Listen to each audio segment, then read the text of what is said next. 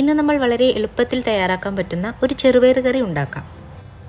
അതിനായി ഞാൻ 250 ഗ്രാം ചെറുപയറാണ് എടുത്തിരിക്കുന്നത്.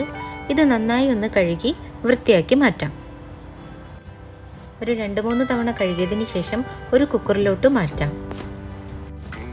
ആവശ്യത്തിന് വെള്ളവും ഉപ്പും ചേർത്ത് നമുക്ക് ഇത് നന്നായി ഒന്ന് വേവിച്ചെടുക്കാം. ചെറുപയർ വേകുമ്പോഴത്തേനും നമുക്കൊരു പാനിലേക്ക് കടുക് വറുക്കാം. അതിനായി 2 ടേബിൾ സ്പൂൺ കടുകെണ്ണ ഉപയോഗിക്കാം. ഞാനിവിടെ കടുകെണ്ണയാണ് ഉപയോഗിച്ചിരിക്കുന്നത്. നിങ്ങൾക്ക് വെളിച്ചെണ്ണ വേണമെങ്കിലും യൂസ് ചെയ്യാം. അതിലോട്ട് 1 ടീസ്പൂൺ ജീരകം പൊട്ടിച്ച് കുറച്ച് വെളുത്തുള്ളിയും അതിലേക്ക് ഇട്ട് കൊടുത്ത് നന്നായി ഒന്ന് വഴറ്റിയെടുക്കാം. ഞാനിവിടെ 6 അല്ലി വെളുത്തുള്ളിയാണ് എടുത്തിരിക്കുന്നത്. നന്നായി ഒന്ന് വഴറ്റിയതിന് ശേഷം ഇതിലേക്ക് ഒരു മീഡിയം സൈസ് സവോള കൂടി ചേർത്ത് കൊടുക്കണം.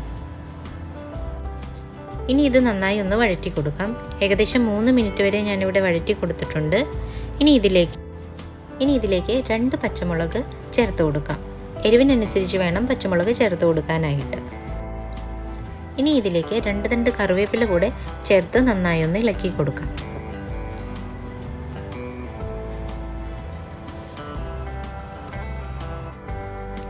ഇനി ഇതിലേക്ക് അരമുറി തക്കാളി ഞാൻ ചേർത്ത് കൊടുത്തിട്ടുണ്ട്. നന്നായി ഒന്ന് തക്കാളിയൊക്കെ വെന്ത് വന്നിട്ടുണ്ട്. ഇതിലേക്ക് ഇനി 1/2 ടീസ്പൂൺ മഞ്ഞൾപ്പൊടി കൂടി ചേർത്ത് കൊടുക്കാം. വേറെ പൊടികളുടെ ഒന്നും ആവശ്യമില്ല. എരിവിനുള്ള മുളകെല്ലാം നമ്മൾ ഓൾറെഡി ചേർത്ത് കൊടുത്തിട്ടുണ്ട്. ഇനി ഇതിലേക്ക് വേവിച്ച് വെച്ച ചെറുപയർ ചേർത്ത് കൊടുക്കാം. ഇനി നന്നായി ഒന്ന് ഇളക്കി കൊടുക്കാം. ഇനി നന്നായി ഒന്ന് തിളച്ചതിന് ശേഷം ഇത് നമുക്ക് സെർവിങ് പ്ലേറ്റിലേക്ക് മാറ്റാവുന്നതാണ്. അപ്പോൾ എളുപ്പത്തിൽ തന്നെ നമ്മളുടെ ചെറുപയർ കറി തയ്യാറായിട്ടുണ്ട്. ഇഷ്ടമായാൽ എല്ലാവരും ഒന്ന് ട്രൈ ചെയ്ത് നോക്കണം.